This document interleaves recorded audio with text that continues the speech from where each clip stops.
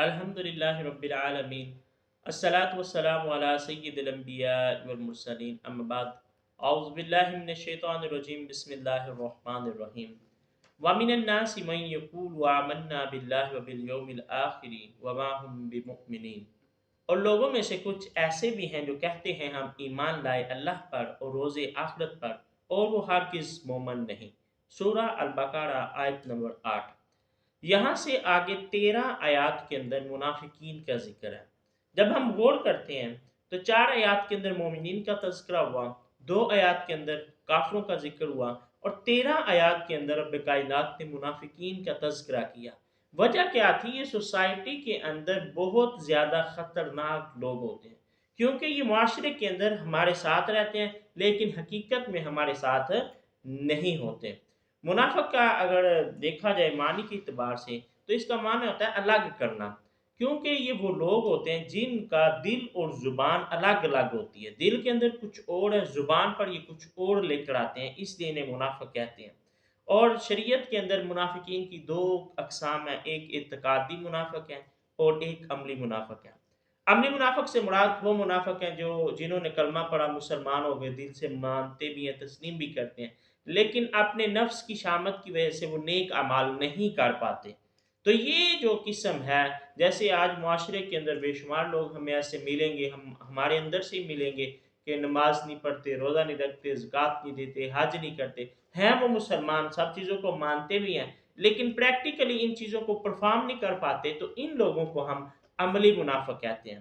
اور اعتقادی منافق سے مراد وہ لوگ ہیں جنہوں نے کلمہ زبان سے تو پڑھا لیکن ان کے دل نے اس کلمے کو تسلیم نہ کیا۔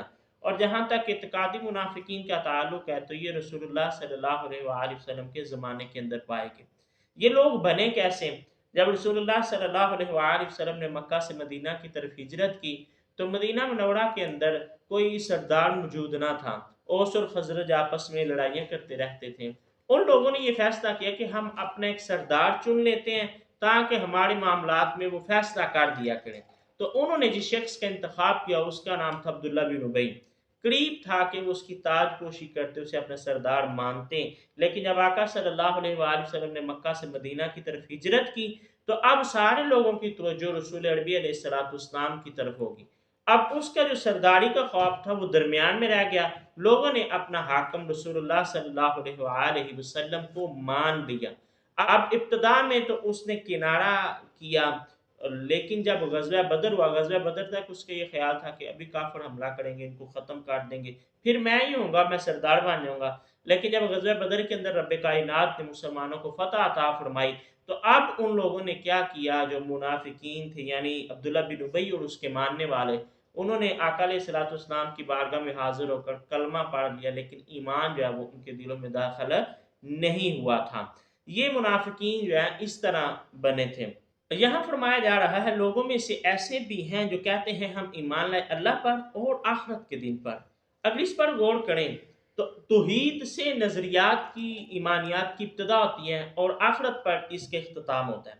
یعنی گویا وہ اعلان کرتے ہیں کہ ہم توحید سے لے کر آخرت تک ہر نظریے کے قائل ہیں، لیکن رب کائنات نے فرمایا کہ ان لوگوں کا یہ جو دعویٰ ہے یہ خالی خلی دعویٰ ہے، حقیقت یہ ہے کہ ان کے دلوں میں ایمان موجود نہیں ہے، یہ نفاق کرتے ہیں۔